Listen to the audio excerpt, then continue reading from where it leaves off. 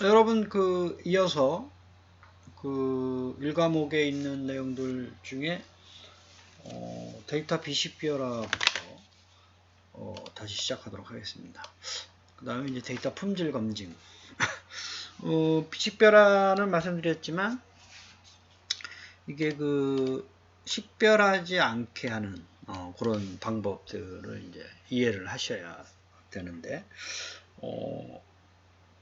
단순히 이제 어떤 주어진 데이터셋을 가지고 어떠한 개인정보를 찾아내는 작업도 물론 포함하긴 하지만 그 자료와 다른 자료를 조합 또는 결합 뭐 이런 과정을 통해서 특정 개인정보를 유출할 수 있는 이런 것도 못하도록 비식별화 방법을 적용을 해서 데이터를 저장하고 처리를 해야 됩니다. 이제 두 번째는 이제 데이터 품질에 대한 얘기인데요. 저희들이 앞부분에서 말씀드렸지만 데이터의 가치는 이 데이터의 품질에 따라서 1차적으로 정의가 된다고 그랬죠. 데이터 품질을 검증하는 방법이 여러 가지 방법들이 있는데 이제 데이터베이스 진흥원에서 제시하고 있는 데이터 품질 검증 항목들을 위주로 설명을 드리도록 그렇게 하겠습니다. 그래서 이따가 말씀드리겠지만 데이터 유형 세 가지 유형이 있다고 그랬죠. 그래서 정형, 반정형, 비정형 그에 따라서 데이터 품질이 동일한 항목도 있고 각각의 유형별로 뭐 데이터 품질의 점검 항목이 좀 다릅니다. 그래서 그거를 좀 이해하도록 하겠습니다. 여러분들이 혹시 이제 과학기술정보통신부에서 권고하고 있는 가이드라인이 있어요. 데이터 비식별화를 하는 방법 18가지를 제시를 하고 있는데 여기서는 크게 이제 5가지 방법이 많이 쓰이고 있습니다. 그래서 여러분들이 뭐 수집한 데이터 또는 오픈 API로 서로 협약을 맺어서 인터넷으로 자료를 데이터를 받을 때 상호 데이터를 제공해주는 업체가 됐든 뭐 이게 어떤 웹사이트가 됐든 어떤 개인이 됐든 어쨌든 필요한 데이터를 수집을 해야 되는데 그럴 때 이제 수집된 데이터의 비식별화를 사전에 논의해서 할 수도 있고 아니면 그냥 수집된 데이터를 가지고 저희들이 적재 이렇게 저장하기 전 단계에서 전처리와 후처리 전에 처리를 한 다음에 다시 비식별화하기는 좀 어렵잖아요. 그래서 비식별화를 거친 그 데이터를 가지고 이후에 전처리 후처리 과정을 수행하는 게 이제 바람직하기 때문에 저희들이 비식별화를 항상 염두에 두고 해야 된다. 그래서 대표적으로 이 맨 처음 쓰는 방법이 가명 처리 방법입니다. 영어로는 뭐 슈도미마이제이션 이렇게 좀 어렵긴 하지만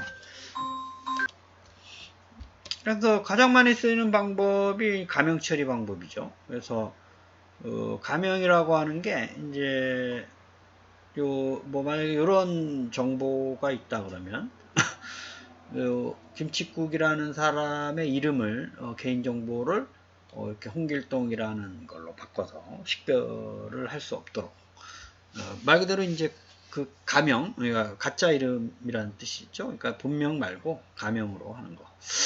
두 번째 방법이 이제 총계 처리 방법인데 어그리게이션이라고 하는데요.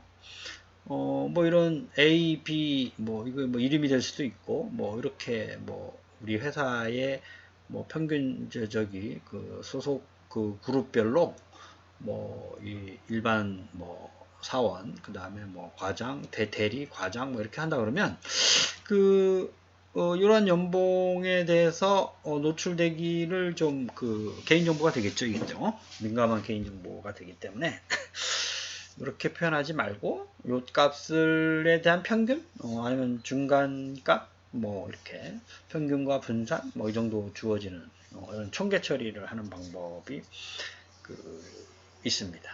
그 다음에 아예 제거하는 방법이죠. 근데 이제 제거를 이제 하는 방법이 좋긴 하지만 나중에 이제 분석하는 데 있어서 이 정보가 뭐 이름 같은 경우는 뭐 크게 분석할 때에 의미 있는 변수로 작용 안 할 수가 있겠으나 무조건 제거를 하게 되면 이게 데이터 분석의 결과를 어떤 결과적인 신뢰성, 효율성 이런 게 좀 문제가 될 수가 있습니다.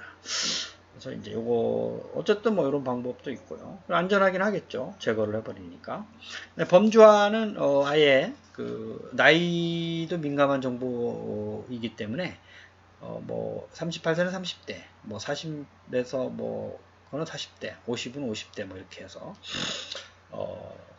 하는 거고, 그 다음에 요 평택이라는 것도 만약에 민감한 정보로 범주화를 서프레션을 한다 그러면 평택의 경기도, 그쵸? 평택의 경기도 있어요. 경기도에 이제 많은 시들이 있기 때문에 평택이 속한 경기도로 범주화를 시켜서 하는 방법이 있습니다. 그 다음에 이제 다섯 번째는 마스킹을 한다 그러는데, 이렇게 마스크를 쓰는 것처럼 뭐 별표나 동그라미 뭐 이런 특수문자로 처리를 하는 방법이죠. 그래서 뭐 이런 외에도 이제 여러 가지 방법들이 있겠지만 이 다섯 가지 방법이 많이 쓰이는 거고, 근데 이제 여기서 좀 생각을 좀 해봐야 될 게 뭐냐 하면, 이거로서 이제 데이터 비식별화가 완벽하게 끝났다. 이렇게 생각을 이제 하는 어떤 오류를 범하지 말아야 되는데요. 그건 무슨 얘기냐면, 이런 거죠. 뭐 예를 들면 우리 뭐 그런 경우는 많지 않겠지만, 뭐 우리 회사에 뭐 다양한 이제 지역에 사는 사람들이 있는데 평택에 사는 사람이 딱 한 사람이다. 그러면 뭐 이렇게 하더라도 평택 거주라고 이렇게 데이터 값을 제거를 아예 했잖아요. 그렇다 하더라도 평택에 사는 사람이 뻔히 김칫국이는 거 아는 거죠. 왜냐하면 뭐 평택이라는 데서 살고 있는 사람이 한 사람밖에 없잖아요. 그걸 알고 있어요, 우리가. 그런 경우 이 비식별화도 완전하지가 않은 거죠. 각각의 식별화 방법에 대해서 이게 제대로 비식별화가 됐는 비식별화 조치가 제대로 됐는지는 좀 고려를 좀 해봐야 되는 거죠, 그렇죠? 그다음에 뭐 우리 회사에 뭐 30대는 딱 한 명밖에 없다. 그러면 이렇게 하더라도 이게 평택에 사는 사람이로구나 라고 알 수가 있는 거죠. 그렇죠? 이렇게. 뭐 요걸 하나만 이제 이렇게 설명했으나 요거 데이터와 다른 데이터를 이렇게 조합해서 이제 그게 이제 여러분들이 데이터베이스를 배웠으면 이제 참조 키를 쫓아서 가서 거기서 어떤 이 김칫국에 대한 사원번호, 회원번호를 가지고 역으로 이분의 나이를 알아낼 수 있는 이런 방법들이 있죠. 그래서 이제 그런 경우 레코드나 어떤 데이터 블락 레코드들의 모임 이런 블락의 세트를 가지고 충분히 비교를 하면서 어떤 뭐 여러 가지 비교 방법이 있겠죠. 우리 회사의 유일한 값 아니면 참조를 해서 데이터를 역으로 추적하는 방법. 그다음에 뭐 이렇게 그 안에 있는 열행과 열의 조합으로 어떤 값을 찾아내서 그걸 가지고 식별화를 할 수 있는 여러 가지 방법들이 있어요. 비식별화된 데이터셋이 오더라도 이제 하나의 파일로 얘기하면 뭐 이렇게 그 안에 뭐 파일 하나가 있으니까 여러 개의 파일이 이제 올 텐데 파일들 간의 연관성을 하든지 아니면 파일 내에 레코드 행이나 열의 조합으로 어떤 특정인을 식별을 할 수 있는 방법이 있다. 그런 게 가능하다 그러면 그게 이제 데이터 비식별화 조치가 제대로 안 돼 있는 거죠. 그러니까 상당히 좀 어려운 개념이 있긴 하나 이제 그런 게 이제 출제가 됐어요. 여기 보면 그렇죠? 그래서 비식별화에 대해서 상당히 중요시를 이제 하고 있는 걸로 생각이 들어요. 그래서 왜냐하면 저희들이 데이터를 이제 뭐 어떤 문제를 해석해야 될지가 나오면 데이터를 이제 수집하는 과정이 이제 시작이 되는데, 거기서부터 이 데이터라고 하는 그 컨텐츠의 데이터 안에 민감한 정보가 포함되지 않을 수가 없잖아요. 반드시 포함되기 때문에 그런 거를 그 사전에 잘 생각을 해서 비식별화를 어떻게 할지를 늘 데이터를 수집하거나 어떤 데이터의 분석 목적을 생각을 하는 경우도 그렇고, 그거를 사전에 미리 좀 생각을 하면서 늘 데이터 비식별화를 같이 좀 고민하는 그런 방법을 생각을 해야 됩니다.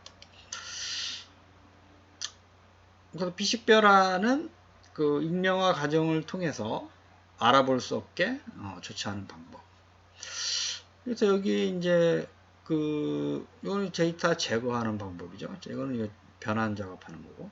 섭동이라는 말이 이제 나와서 이때 이제 그 이회 시험에서 사람들이 이제 한문 이거를 줬는데, 이거는 이제 무슨 얘기냐면 원래 데이터에다가 잡음을 임의로 넣는 거예요. 여기 뭐 노이즈 데이터.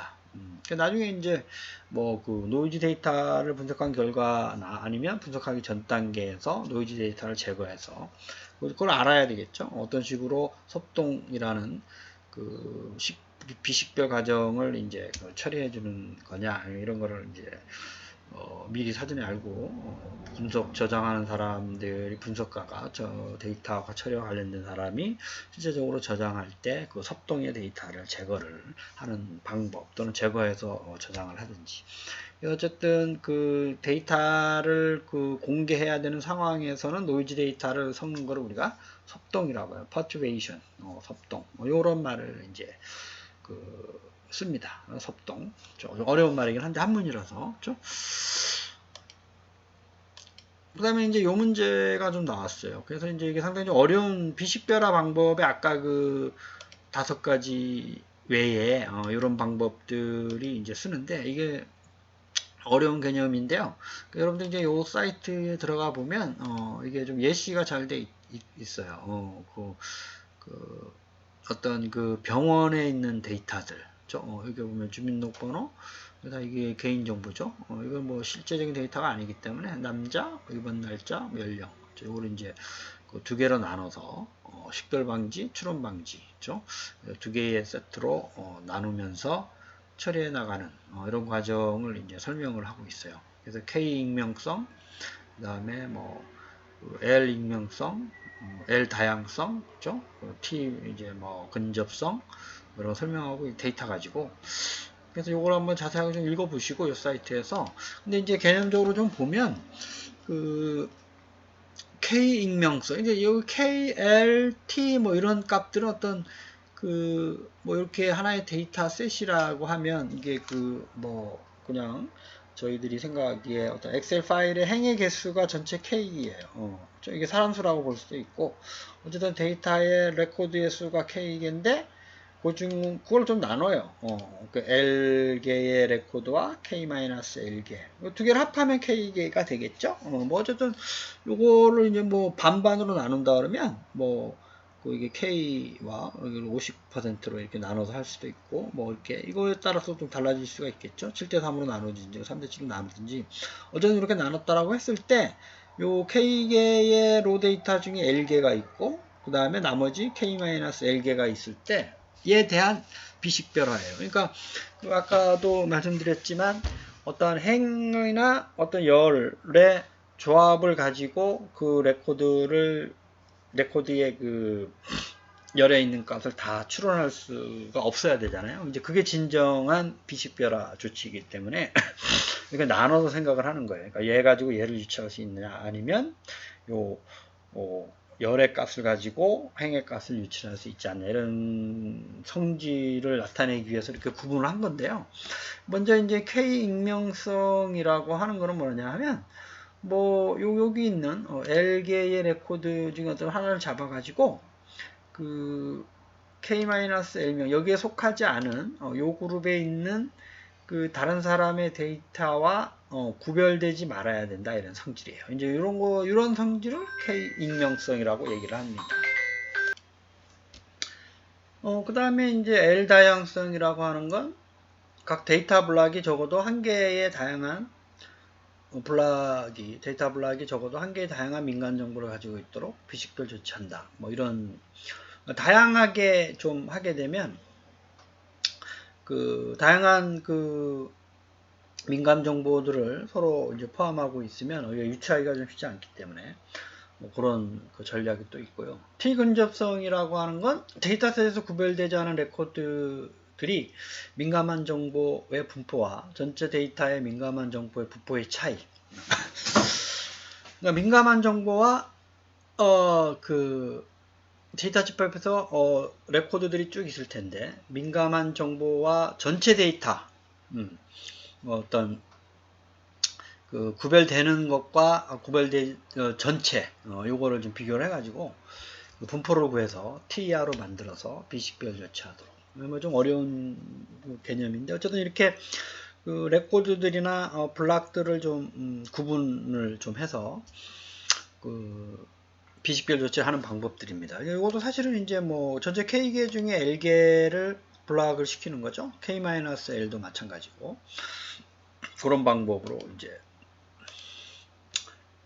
그래서 이제 그 어떤 데이터셋이 있을 때 이렇게 뭐 있을 때 뭐 가령 이제 요거와 이렇게 나눈다 그러면 뭐 L개를 이제 뭐 이렇게 순서대로 이렇게 뽑는 게 아니라 1번부터 뭐 L까지 이렇게 뽑는 게 아니라 그 중에서 뭐 그 랜덤하게 뽑든지 아니면 서로 이제 그 행간에는 그러니까 이게 이렇게 레코드별로 서로 독립적으로 존재하죠. 뭐 동일한 데이터가 존재할 수가 없으니까 그 데이터베이스의 이제 그 원칙, 이게 작성 원칙, 저장 원칙에 따라서 로끼리는 동일한 데이터를 가질 수가 없죠. 그렇죠?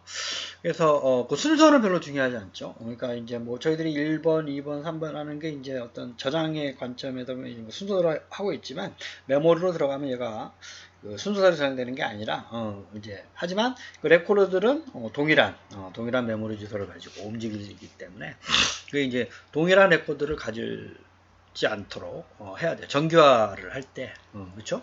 근데 그런 거를 생각을 해보면 거기서 이제 그 L개를 뽑아내고 그다음에 전체가 있을 거 아니죠? 전체. 그런 관점으로 생각을 하시면 돼요. 그래서 그런 분포를 차이를 그 어떤 값 이하로 하게 되면 또 안전한 비식별 조치가 됩니다.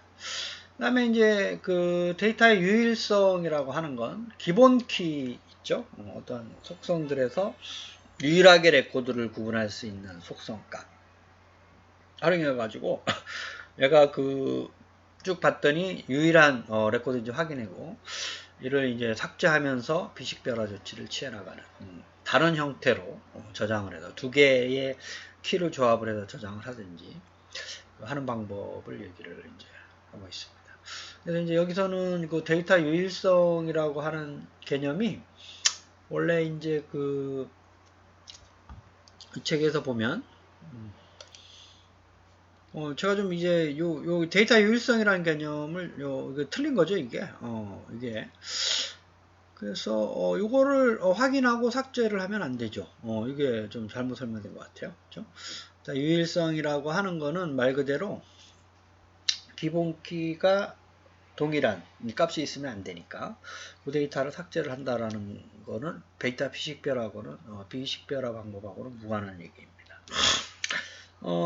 그래서 제가 설명이 좀 부족했던 것 같긴 한데, 그래서 이런 문제가 좀 어려운 문제로 출제가 되겠지만, 아까 말씀드렸지만, 여기서 예제를 가지고 설명을, 이해를 하면 좀 도움이 됩니다. 그죠? 그래서 이거는 비식별화 절차를 소개를 한 거고요. 아까 그 비식별화 조치의 그 방법에서 보면, 사전 검토, 비식별 조치, 적정성 평가하고 사후 관리하고 적정성하지 않으면 다시 비식별화 조치를 하는. 자, 그 다음에 이제 데이터 품질 검진과 관련된 이제 얘기인데요. 데이터베이스 진흥원에서 제시한 자료고, 품질을 가장 기본적으로 점검하는 항목은 데이터 양이 적당한가, 완전한가, 일관성, 정확성. 그래서 뭐 크게 네 가지는 요 정확성, 완전성, 적시성, 일관성 네 가지입니다. 그러니까 정확하냐, 그다음에 데이터가 완전하냐, 그다음에 시기적절하냐, 일관성이 있느냐. 아까 그 일관성이 있다라는 얘기는 동일한 기본 키를 가지는 레코드가 존재하면 안 된다라는 뜻이죠. 그렇죠? 무결성은 우리가 데이터베이스에서도 아마 개체 무결성, 참조 무결성, 속성 무결성, 도메인, 사용자 정의 이런 것들이 있고 사실은 데이터 비식별화 과정을 수집된 데이터의 품질을 점검하고 데이터 무결성을 점검한 후 아까 말씀드렸었던 이 5가지 방법을 기본적으로 하고 그 다음에 더 깊게 K 다양성, K 그 익명성, L 다양성, T 근접성 요 세 가지 항목을 보다 더 그 기술적으로 식별화하는 과정을 수행을 합니다. 그래서 요 그 데이터의 유형별로 좀 특별하게 다르게 점검해야 될 항목은 좀 이따가 말씀을 좀 드리고 그 품질 관리에 주 4가지 요소가 있어요. 그렇죠? 그러니까 정확성, 완전성, 적시성, 일관성 4가지 항목을 반드시 검토를 해서 데이터 품질 관리를 체크를 해야 됩니다. 그래서 그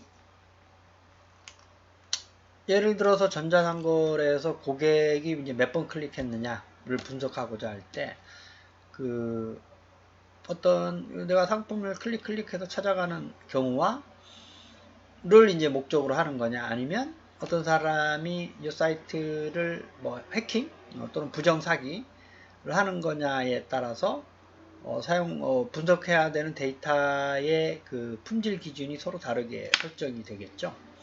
우리가 이제 뭐 고객의 클릭을 분석할 때 보면 고객이 원하는 상품을 좀 이제 그걸 뎁스라 그러는데 이렇게 금방 찾을 수 있도록 해줘야 되는 거고.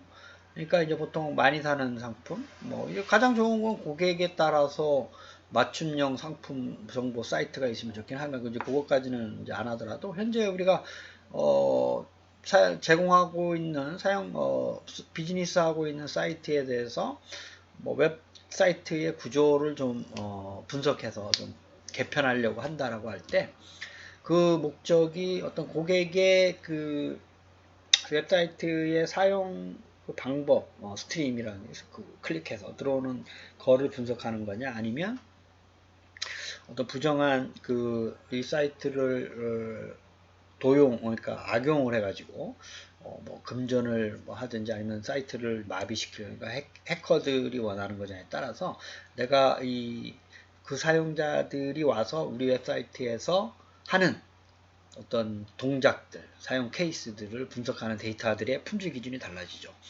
그래서 뭐 가능한 사람들마다 물건을 찾을 때까지 클릭한 횟수가 적으면 적을수록 좋은 거고 부정 사기로 들어오는 사람들은 그런 거보다 이 사람이 동일한 그 메뉴를 자꾸 클릭해서 또는 게시판에 이상한 글을 올려서 뭐 이런 데이터를 분석을 해야 되는 거죠. 그런 각각에 대해서 분석 데이터에 대한 품질 기준도 서로 다르게 설정을 해야 되는 거고.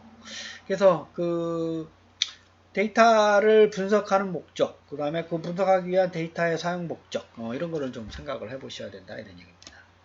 완전성은 이제 데이터 식별 수준을 적용하는 거고, 적시성은 시간이 그 소멸성이 높은 데이터 있죠? 뭐 그 과거 트윗했던 했던 데이터 말고 최근 몇 시간 안에 이루어진 데이터들, 뭐 이런 거를 이제 적시성으로 평가하고, 일관성은 그 우리가 데이터 사용 목적별로 데이터 수집 기준을 잘 설정해 가지고 일관된 품질 항목을 적용을 해야 된다. 데이터 무결성은 데이터가 결함이 없어야 된다라는 겁니다. 그렇죠? 이제 그게 여러분들 데이터베이스 시간을 배웠으면 이제 이런 내용들이 있어요. 그렇죠? 데이터베이스 시간에 이제 많이 배웠었던 무결성. 이것도 이제 그 사실은 이제 요 데이터의 그 비식별화 전에 처리를 해야 되는 겁니다. 이거는 이제 하나하나의 데이터 품질이고 데이터 셋에 대한 얘기가 이제 무결성입니다. 그 다음에 이제 데이터의 그 유형별로 서로 다른 그 좀 더 좀 깊이 있게 좀 들어가 보면 정형 데이터인 경우 뭐 테이블 목록, 속성, 개수, 파일 개수, 크기, 반정형 데이터인 경우 메타 구조 구문, 오류가 있냐, 파싱해서 프로그램을 통해서 반정형 데이터를 보통 수집하잖아요. 프로그램에 오류가 있으면 그 수집된 데이터도 오류가 있어요. 이런 걸 확인해야 되고, 비정형은 이제 음성이나 뭐 이런 거이기 때문에 그 이미지 같은 경우 어떻게 샘플링을 이제 제대로 했느냐 이런 걸 좀 따져봐야 되고요. 그 다음에 한국데이터베이스진흥원에서는 데이터 품질 검증하고 진단하는 절차를 이렇게 5가지로 얘기하고 있어요. 프로젝트 정의, 조직 정의, 품질 진단 절차, 세부 시행 계획, 그 다음에 그 기준하고 그 진단 대상을 확정하는 거죠. 이런 단계를 거칩니다. 그래서 요 각각에 대해서 그 해야 되는 요거는 이제 전체적인 수립 절차고 실제적인 그 품질 검증을 할 때죠. 그래서 저희들이 이제 문서화가 중요하다 그랬죠. 뭐 어쨌든 데이터의 품질도 결국 품질 보고서를 만들어야 되는데 품질 검증 계획서와 품질 기준 이런 걸 잘 정의를 해서 이런 내용으로 좀 데이터 품질을 확인하는 이런 게 좀 필요합니다. 이제 이게 이제 그 데이터 품질 관리 모형인데 3가지예요. 그러니까 미시적 관점, 거시적 관점, 부가가치적 관점. 이것도 이제 품질 관리도 보면 상당히 중요한 그 어떤 업무로 태스크로 보고 있는 거기 때문에 세밀한 부분부터 거시적인 그룹. 이제 결국은 저희들이 데이터 품질 관리도 어떻게 보면 그 데이터 품질을 높임으로써 우리가 하고 있는 그 데이터 분석 작업의 그 서비스의 가치를 높이고자 하는 거잖아요. 그래서 그런 관점에서 그 조직의 상황에 맞게끔 데이터 품질 관리 방안을 제시하는 게 필요하다. 그래서 그 하나의 이제 뭐 여러 가지 사례들을 NCS에서 소개를 하고 있고요. 그래서 이런 그 뭐 읽어보시면 정확성, 완전성, 일관성, 유일성, 유효성 각각에 대해서 사례를 들어서 설명하고 있는 자료입니다. 그 다음에 정형 데이터, 비정형 데이터, 반정형 데이터인 경우 저희들이 그 4가지 외에 그 아까 말씀드렸던 정확성, 완전성, 적시성, 일관성 외에 여기서 뭐 유효성 이런 거를 좀 체크하는 사례입니다. 비정형 데이터인 경우는 별도로 뭐 기능성, 뭐 사용성, 이식성 뭐 이런 것들을 또 종합적으로 좀 속성들을 생각을 하면서 동영상 데이터인 경우 이런 데이터 수집 조건이 있습니다. 그 다음에 이제 실제적으로 그 품질 검증을 해보는 거죠. 그래서 각각에 대해서 뭐 그 품질에 대해서 테스트를 해보면서 적합하냐 부적합하냐 뭐 이런 거를 여기다가 결과로 적어서 나중에 이제 데이터 품질 보고서에 사용을 하는데 이게 데이터 품질 결과 보고서예요. 그렇죠? 그래서 이제 뭐 이런 항목들을 가지고 테스트한 결과들을 좀 작성을 해 놓는 게 바람직합니다. 근데 일반적으로 좀 보면 우리가 그 데이터 품질 검증도 자동화되는 도구를 솔루션들을 만들어서 저희들이 이제 그 사용을 하는 기업들이 많이 있어요. 이걸 일일이 뭐 사람이 하기 좀 어렵잖아요. 그래서 그런 것도 만들어서 납품, 그러니까 뭐 판매하는 비즈니스하는 업체들이 이제 이런 겁니다. 그러니까 예방적 차원에서 품질 관리를 하든지 아니면 사후 진단적 차원에서 해서 이제 요거는 이제 계획하고 실행하고 보는 이런. 그래서 이제 자동화된 도구들이 이제 사용되고 있는 그 시스템이 하는 일들이 이제 이렇게 좀 많이 있어요. 심지어 이제 보고서 작성까지 해주는 이런 IT 솔루션들이 상용화로 사용되고 있습니다. 아래서도 뭐 그렇고 모든 그 기본적인 파이썬에도 그렇고 데이터 품질과 관련된 그 기능들이 다 있고요. 그건 이제 뭐 좀 제한적이겠죠. 아까처럼 뭐 이렇게 그 상용화된 버전보다 기능적으로 좀 많지는 않기 때문에 기본적인 그 데이터 품질 점검 그 정도로 할 수가 있습니다. 그 다음에 이제 품질 관리 시스템을 별도로 운영 및 관리하게 되는 경우는 이런 다양한 일들을 해서 품질을 관리를 할 수가 있습니다. 그래서 뭐 그 정형 데이터 뭐를 하는 경우 관련된 그 데이터 품질 항목입니다. 메타데이터 이런 거는 주로 이제 그 비정형, 반정형 데이터에 해당하는 얘기죠.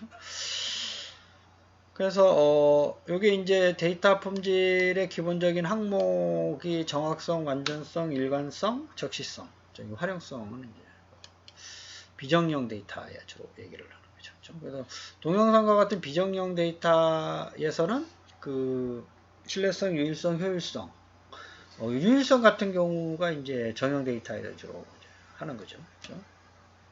그래서 이제 그 데이터 품질, 데이터 유형별로 여러분들이 이제 그 좀 중요한 품질 점검 항목은 좀 이제 그 메모를 해놨다가 외우시는 게 이제 좋겠습니다. 그 다음에 자동화 디그 도구의 기능으로 적합하지 않은 것은 있죠. 그래서 데이터베이스 등록하고 수집하고 데이터 품질 관리하고 보고서 생성하고 뭐 모니터링하고 장애하고 이런 것들은 자동화 도구가 있는데 그 뭐 이런 예측 분류 군집화 이거는 그 데이터 분석 시스템에 대한 얘기죠. 수집 어떤 그 데이터 검증과 관련된 품질 검증과 관련된 게 아니라 이상으로 그 빌식별화와 품질 검증에 대한 그 내용을 마치겠습니다. 감사합니다.